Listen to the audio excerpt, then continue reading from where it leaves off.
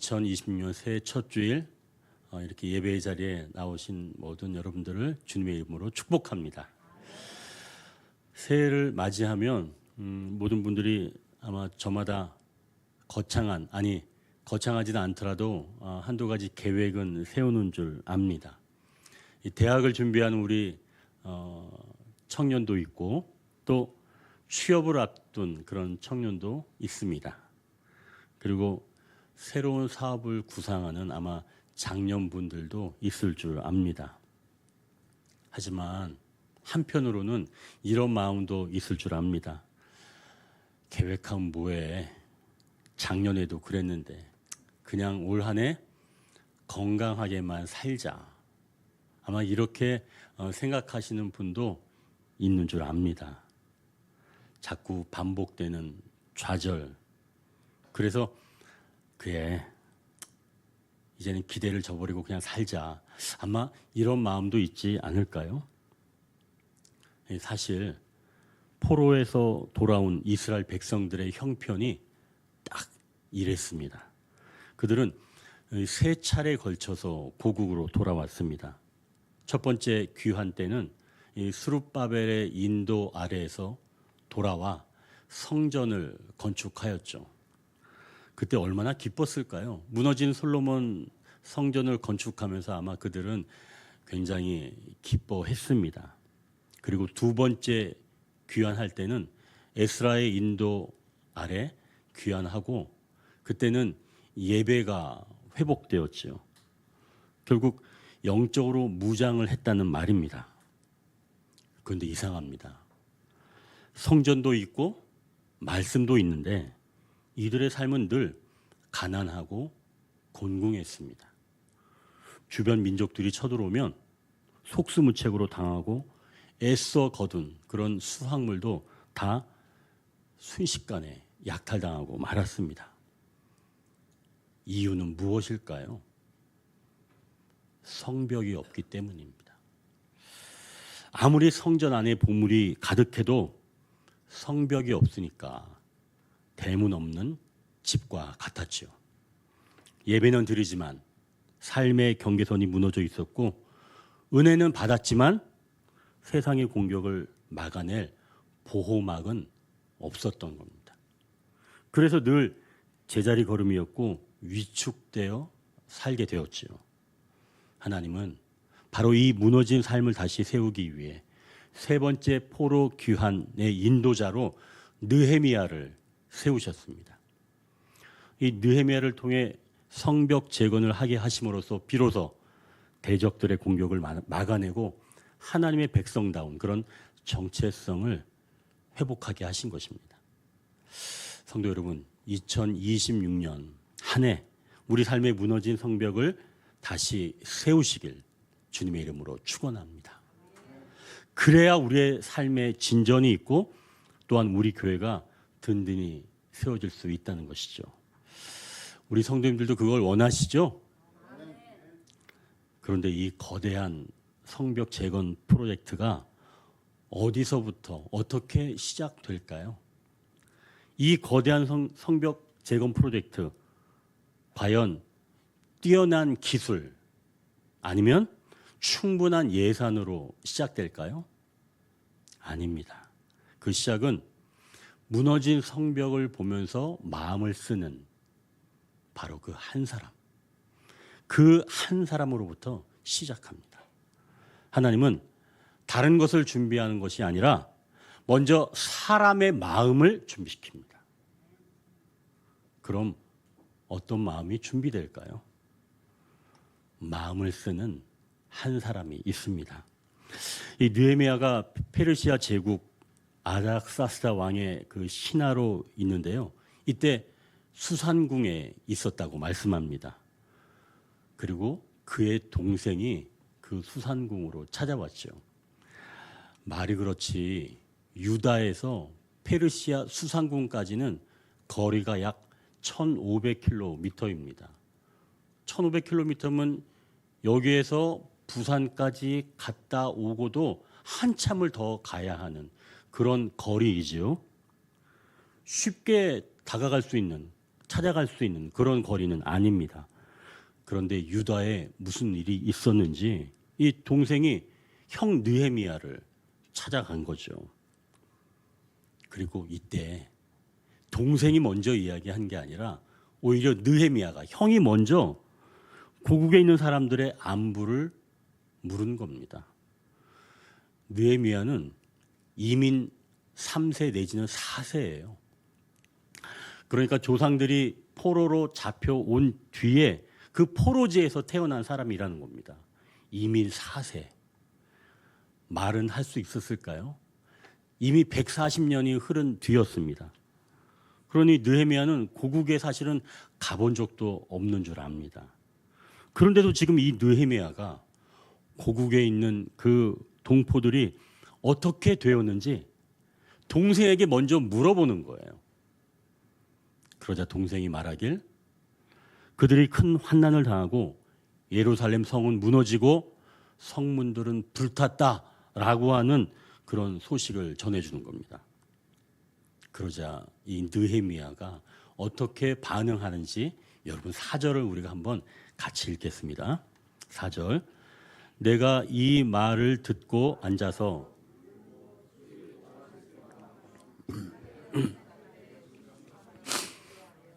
아멘. 여러분 지금 느헤미야의 모습이 느껴지시나요? 이민 4세가 유다에서 1500km도 더 떨어진 타국, 그것도 지금 느헤미야는 고위직 관리입니다. 삶의 어려운 건 좀 덜하겠죠. 그런데 지금 고향의 안타까운 소식을 듣고 수일 동안 슬퍼하였다고 말씀합니다. 아니 그냥 잠깐 이제 마음이 안 좋을 수는 있죠. 아이 안타깝다. 혹시 고향으로 그냥 위로 성금이라도 좀 보낼까? 뭐 이 정도 하는 게 보통 아닌가요? 아니 사실은 마음을 쓰지 않는 게 경우가 일반적이겠죠.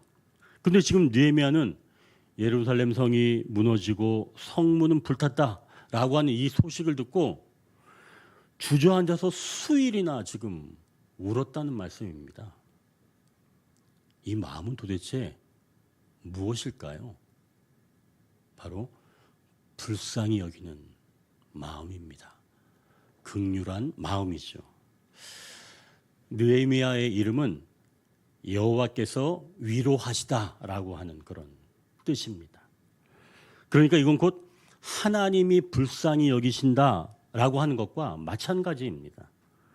하나님은 어떤 일을 하시기 전에 무엇부터 준비하시는가? 물질을 채우시는가? 사람을 준비하시는가? 능력을 얻으시는가? 그게 아니라는 거예요. 하나님은 긍휼히 여기는 마음, 영혼을 생각해서 그 영혼의 아픔과 그 영혼을 어루만질 줄 아는 바로 그러한 긍휼의 마음을 먼저 주시는 줄 믿습니다. 하나님의 일은 그렇게 시작된다는 거예요. 우리 교회가 이제 5년째로 접어들었습니다. 엄청나게 시간이 빨리 지나갔어요. 첫 번째 해와 두 번째 해는 쉼에 대해서 우리가 나누었습니다. 그리고 세 번째 해는 버림에 대해서 우리 안에 이 죄에 대한 이 버림에 대해서 이야기를 나눴던 때였고요. 그리고 작년에는 우리가 하나님께서 우리를 이제는 채워주십시오라고 기도하면서 보냈던 순간들이었습니다. 그리고 올해는 세우시는 한 해입니다. 하나님은 한 사람을 세우시는데요. 세우실 때 다른 게 아니라 긍휼의 마음을 주신다는 거죠. 하나님의 일은 그렇게 시작한다는 겁니다. 우리 성도님들이 이제 올 한 해부터 어떤 직임을 맡으면 좋겠습니까? 제가 이제 기도하면서 제가 계속 왔습니다.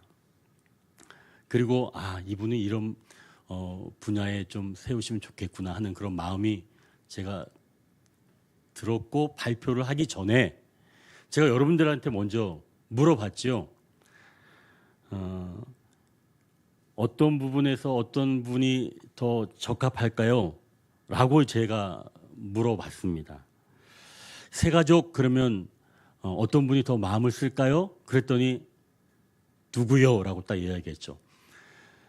전도는 어떤 분이 또 열정을 다하고 하시나요? 라고 했더니 여러분들이 모두가 다 그분을 이야기하셨어요.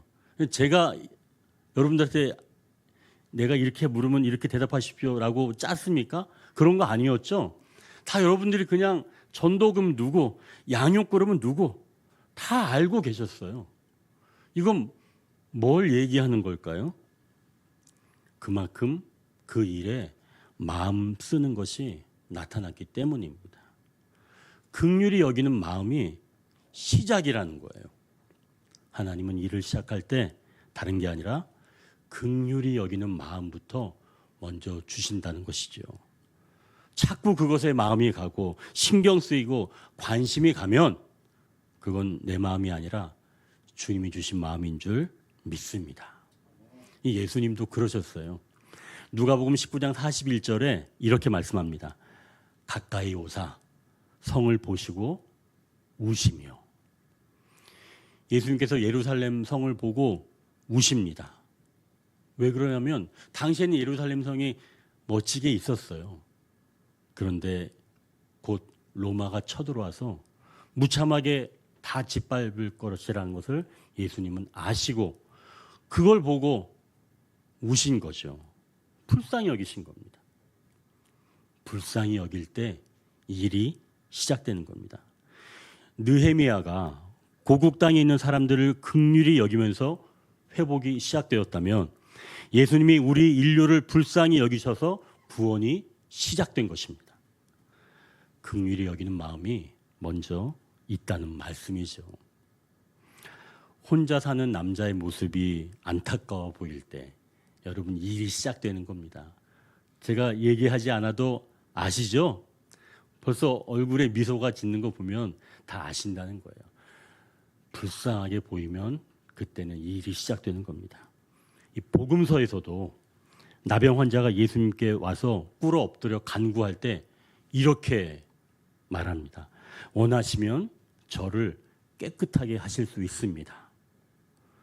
이 말은 다른 말로 주님이 나를 불쌍히 여기시면 저를 깨끗하게 하실 수 있습니다. 라는 말이죠. 그러니까 나병 환자는 분명히 알았던 겁니다. 예수님이 불쌍히만 여기시면 나의 이 모든 질병은 고쳐진다. 나병 환자는 이걸 알았지요. 그러자 예수님은 나병 환자를 불쌍히 여기셔서 손을 내밀어서 그에게 몸에 손을 대시면서 말씀하십니다. 내가 원하노니 깨끗함을 받으라. 예수님이 나병 환자를 얼마나 불쌍히 여기셨는지 느껴지시죠? 나병 환자의 몸에 손을 대실 필요는 없습니다. 그냥 말씀만으로 가능한 거예요. 그런데 예수님은 굳이 그 사람의 몸에 손을 대시면서 낫게 해주십니다.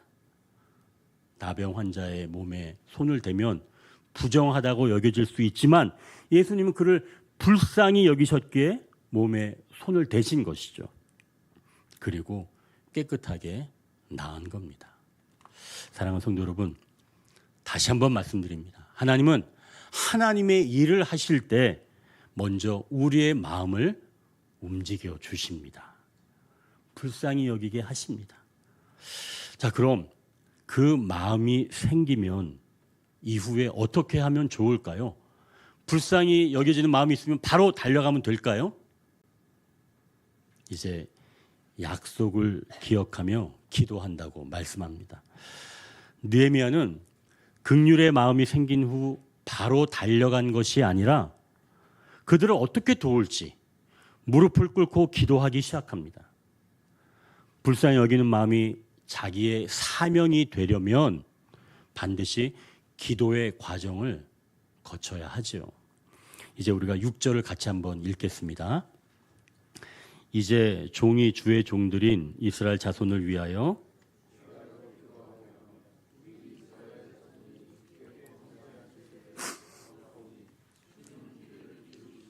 눈을 여시사 종의 기도를 들으시옵소서. 나와 내 아버지의 집이 범죄하여. 지금 느헤미야가 기도하는데요. 느헤미야가 이스라엘의 죄를 자복하며 이렇게 지금 고백하는 거예요. 나와 내 아버지의 집이 범죄하여. 여러분, 이것이 곧 섬기는 자의 마음입니다. 느헤미야는 이스라엘의 죄가 곧 자기 자신과 내 아버지의 집의 범죄라고 지금 고백을 하는 거예요. 제가 설교 첫머리에 말씀을 드린 것처럼 느헤미야는 포로로 들어온 조상들의 후손입니다. 이민 4세예요. 포로로 잡혀온 지 140년 이상 지난 뒤입니다.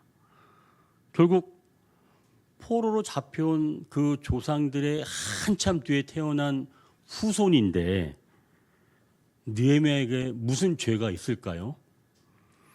그러나 느헤미야는 이스라엘의 죄라고 하지 않고 자기와 또 자기 집안의 죄라고 지금 말하는 겁니다. 여러분, 이 부분을 우리는 좀 눈여겨봐야 합니다. 우리는 흔히 공동체에 문제가 생기면 즉각 누구 때문이라고 딱 못을 박아놓고 시작을 합니다. 그리고 그러한 범인을 찾고 비판을 하죠. 왜 그러냐면 나는 그 문제로부터 자유하고 깨끗하다. 이것을 규정하려고 우리는 타깃을 정하고 그 사람이 문제다. 그게 문제다라고 이야기를 하는 거죠. 하지만 진정으로 섬기는 자는 그 문제를 나의 죄, 나의 아픔으로 가져온다는 것입니다.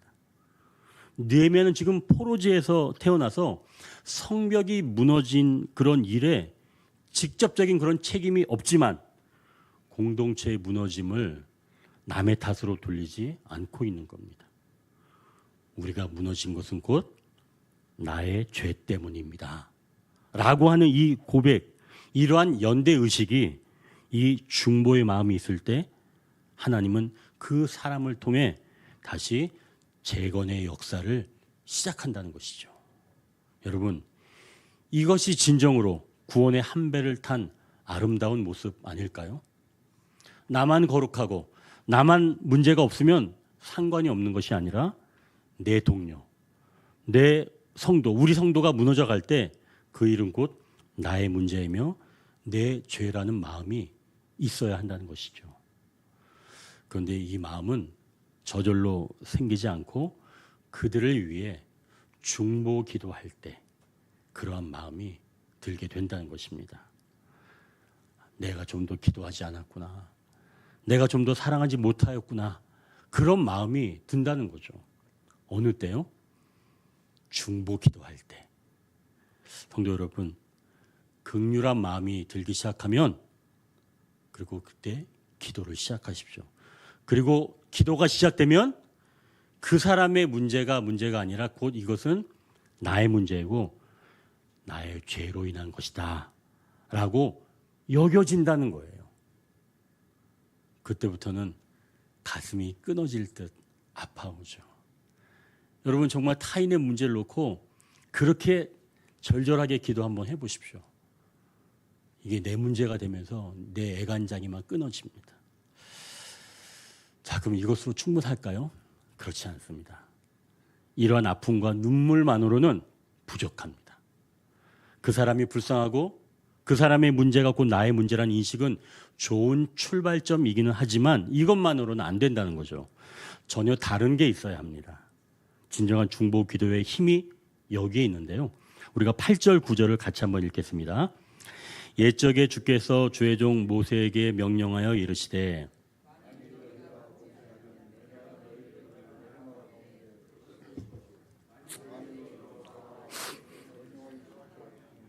너희 쫓긴 자가 하늘 끝에 있을지라도 내가 거기서부터 그들을 모아 내 이름을 두려고 택한 곳으로 돌아오게 하리라 하신 말씀을 이제 청하건대 기억하옵소서. 성도 여러분, 기도는 하나님의 약속을 근거로 해야 힘이 있는 겁니다. 지금 읽은 이 8절과 9절에서 느헤미야는 옛적에 모세에게 주신 약속, 그리고 솔로몬이 성전을 봉헌할 때 드렸던 그 약속을 하나님 앞에 꺼내놓는 겁니다. 하나님, 기억하옵소서. 우리가 범죄하면 흩으시겠지만 다시 돌이켜 계명을 지키면 하늘 끝에 있을지라도 다시 모으겠다고 약속하셨습니다. 이건 사실은 거룩한 독촉입니다.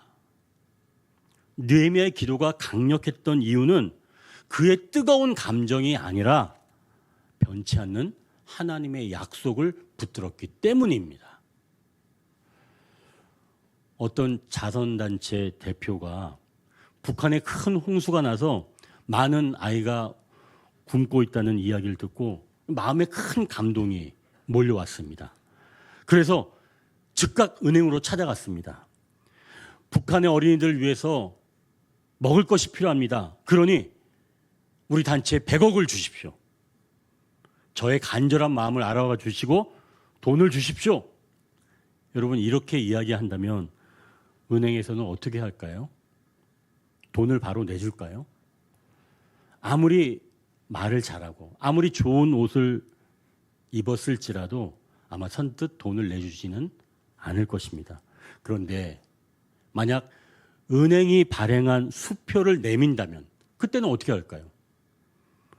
은행에서는 그 사람이 말을 잘하든 옷을 깨끗하게 입든 또 지저분하게 입든 그거는 상관하지 않습니다.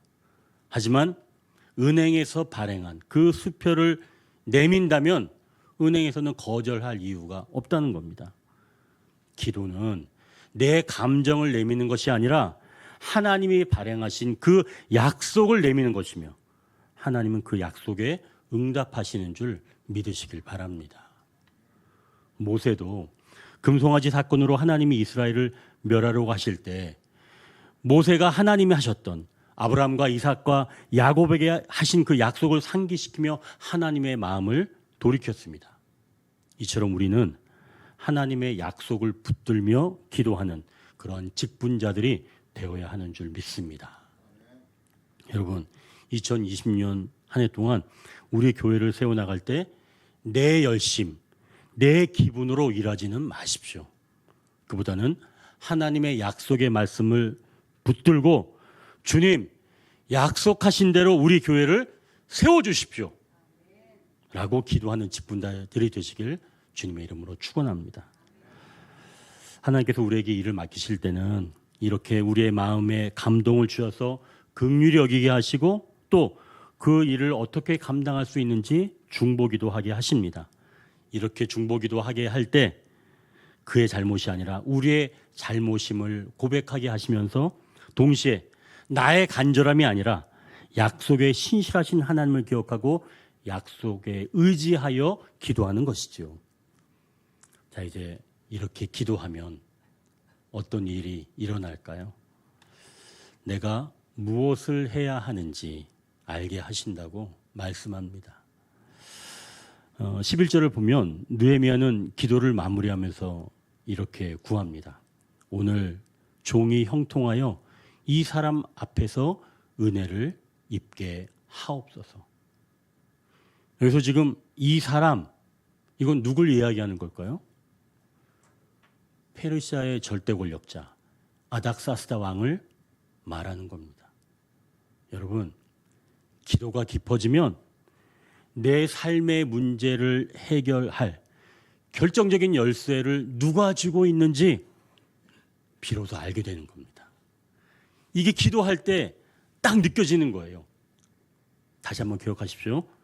내 삶의 문제를 해결할 결정적인 열쇠를 지금 누가 쥐고 있는지 기도하다 보면 그게 떠오른다는 거죠. 느헤미야는 지금 성벽 재건의 허가권을 가진 그 왕의 마음을 움직여야 한다는 것을 기도하면서 알게 된 겁니다. 그런데 놀라운 건 그 아닥사스다 왕을 뭐라고 얘기하는 거예요? 이 사람이라고 부르는 거예요. 기도는 세상을 크게 보던 것을 멈추고 이제 하나님을 크게 보는 시간이라는 겁니다. 기도는 하나님이 크게 보이는 시간이에요. 그리고 마침 이제 눈을 뜨면 그 무서웠던 왕도 하나님이 긍휼히 여기시는, 하나님이 사용하시는 한 사람이라는 사실을 알게 된다는 거죠. 그러니 여러분, 세상에서 사람들에게 너무 쫄지 마십시오. 너무 쫄지 마십시오. 하나님을 향해서 기도하게 되면 그도 하나님의 사랑을 받아야 할 연약한 한 사람이라는 사실을 우리가 기도 후에 알게 된다는 사실입니다. 그렇다고 여러분 사람을 무시하라는 게 아닙니다. 하나님은 크게 보면 다른 사람을 나와 똑같은 사람으로 긍휼히 여길 수 있게 된다는 것이죠. 친정한 한 사람, 연약한 한 사람으로 여길 수가 있다는 겁니다.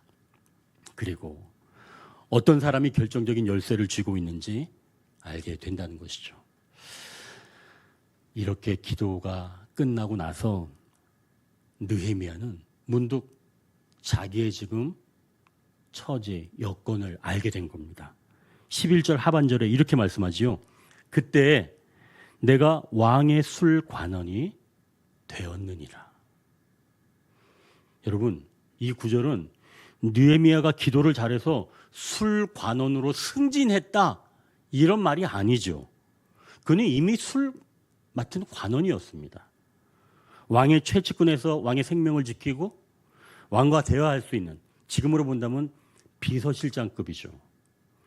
그런데 이 기도를 하고 나서 비로소 깨달아진 겁니다. 아, 하나님이 나를 높이신 이유, 이 자리에 앉히신 이유가 바로 이 때를 위함이었구나 라고 한 것을 알게 된 겁니다. 성도 여러분, 이 이야기는 사실 느헤미야의만 이야기가 아닙니다. 에스더서에서 나오는 에스더는 이 유다 민족이 몰살당한 위기에서 자신이 그 왕후라는 사실이 오히려 두려웠던 사람입니다. 근데 그때 사촌 오빠 모르드게가 그녀에게 이렇게 말하죠. 내가 왕후의 자리를 얻은 것이 이 때를 위함이 아닌지 누가 알겠느냐. 모르드게 이 한 말에 에스더는 정신이 번쩍 들었습니다. 성도 여러분, 에스더는 왕후가 된 게 그냥 자기 복인 줄 알았던 사람이에요.